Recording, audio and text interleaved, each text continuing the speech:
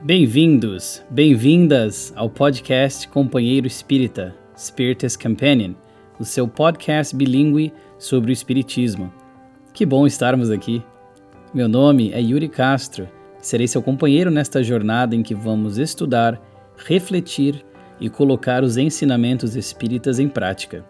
Se você gostar do que ouvir, não se esqueça de se inscrever e não perca os episódios semanais lançados sempre às segundas-feiras.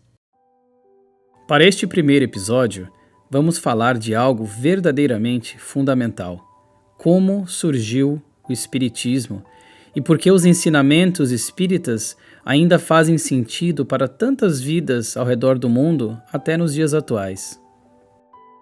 Primeiramente, faremos uma viagem no tempo e, a menos que você esteja na França neste momento, no espaço também. Vamos imaginar juntos a França do século XIX. Uma época de mudanças, de descobertas e curiosidade. No meio daquele século, meus amigos, minhas amigas, por volta mais ou menos da década de 1850, um fenômeno bastante peculiar começou a chamar a atenção das pessoas de todas as classes sociais. As mesas estavam girando, literalmente. Em vários lugares por toda a Europa, as pessoas estavam se reunindo para testemunhar esses eventos, o que elas acreditavam naquela época serem forças misteriosas, fazendo os móveis se moverem, batendo como se fossem mensagens codificadas na mesa mesmo e respondendo às perguntas feitas por aqueles que estavam presentes. Dá para imaginar, meus amigos, como deve ter sido viver aquilo naquela época? Certamente algo fora do comum. Para alguns que testemunharam os fenômenos era apenas entretenimento, mas para outros, no entanto, aquilo era um sinal de algo maior, algo mais sério, algo mais profundo. No meio dessa onda de interesse público estava um homem chamado Hippolyte Léon Denisard Rivail, um educador e acadêmico respeitado com profundo conhecimento em ciência, filosofia e pedagogia.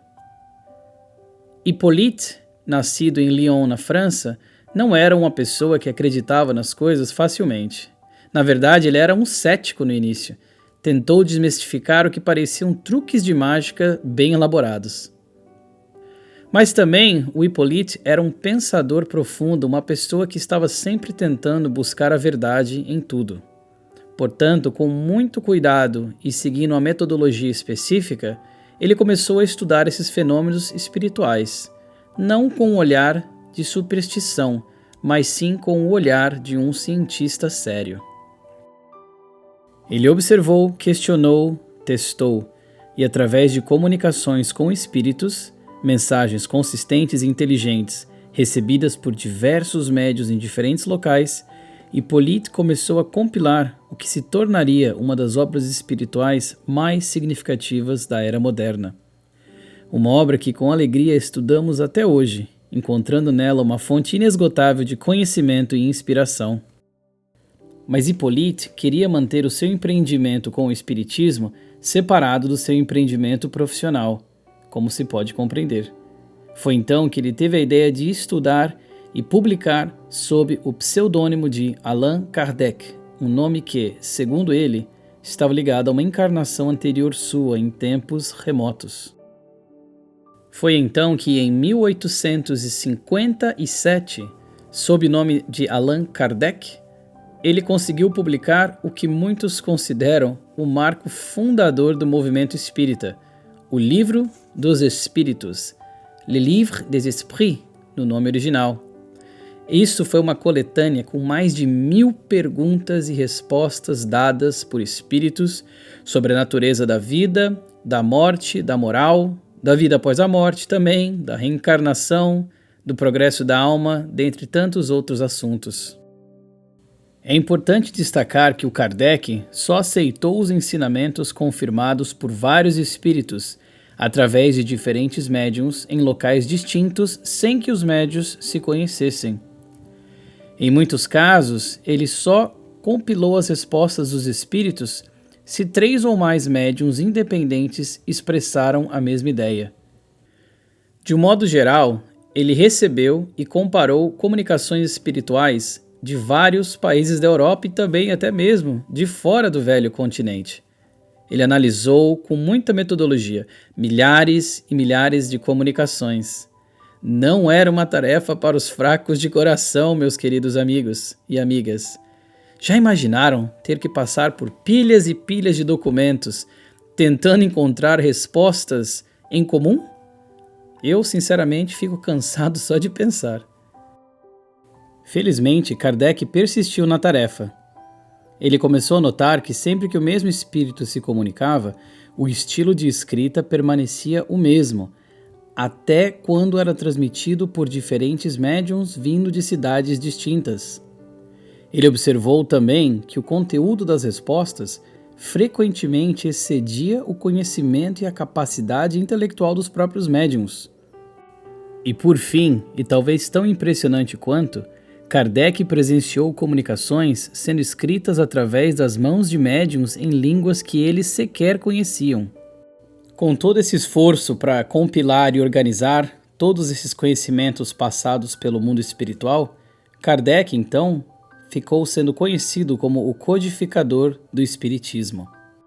E com essa publicação de 1857, o Livro dos Espíritos, nascia formalmente para o mundo o Espiritismo, não como uma religião no sentido tradicional, com rituais e dogmas contraditórios, mas como uma doutrina filosófica e moral fundamentada na razão e na realidade espiritual.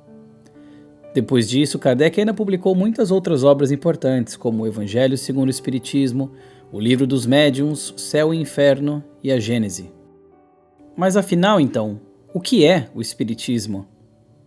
Nas próprias palavras de Allan Kardec, o Espiritismo é uma ciência que trata da natureza, origem e destino dos espíritos, bem como de suas relações com o mundo corporal. Ele nos ensina que somos almas imortais, habitando corpos físicos de forma temporária, aprendendo, crescendo e evoluindo ao longo de muitas existências. O Espiritismo não se baseia em crenças cegas, de forma alguma, meus amigos e minhas amigas. Ele nos convida à reflexão pessoal, à transformação moral e à fé raciocinada.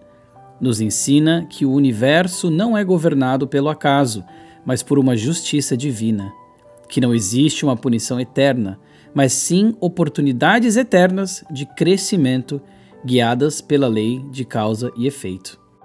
De uma forma resumida, podemos dizer que os principais preceitos do Espiritismo são a existência de um único Deus, a imortalidade da alma, a pluralidade das existências ou reencarnação, o progresso moral através do livre-arbítrio, a comunicabilidade dos espíritos, a lei de causa e efeito, a pluralidade dos mundos habitados, Jesus como guia moral, o amor como força que move o universo, a caridade como virtude essencial.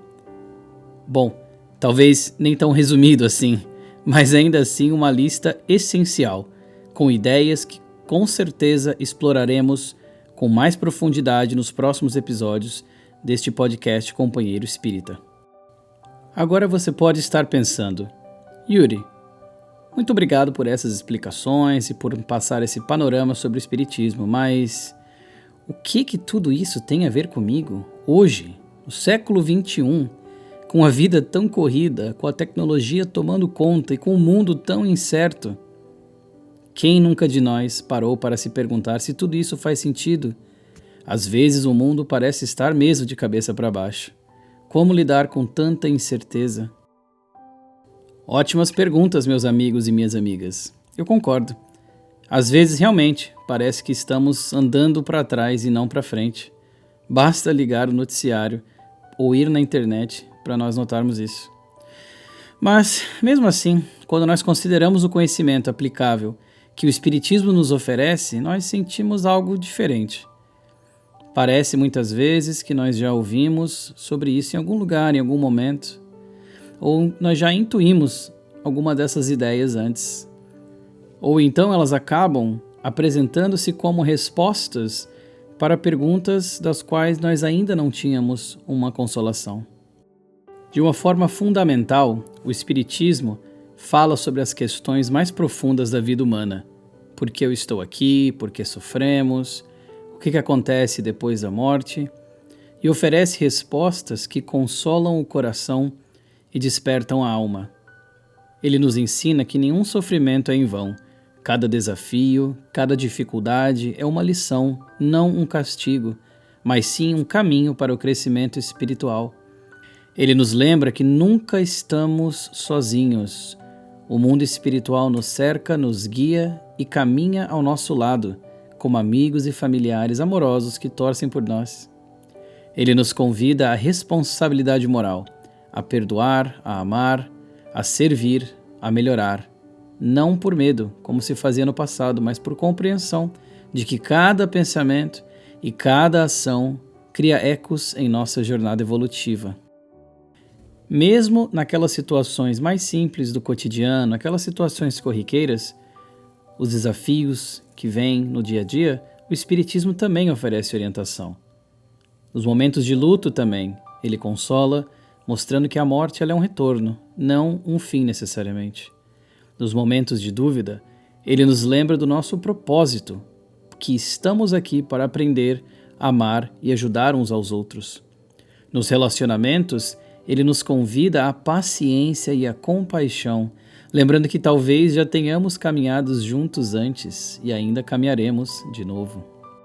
Portanto, hoje, enquanto vocês seguem com os seus dias, meus amigos e minhas amigas, no trânsito, no silêncio da casa, no trabalho, ou em qualquer lugar que você esteja ouvindo isso agora, lembre-se, você é uma alma em jornada, amada e guiada, capaz de brilhar cada vez mais com cada escolha que faz.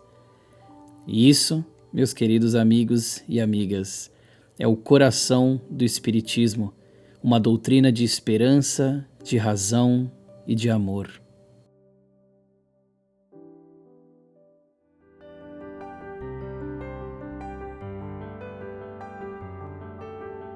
Com isso, chegamos ao fim do nosso encontro de hoje.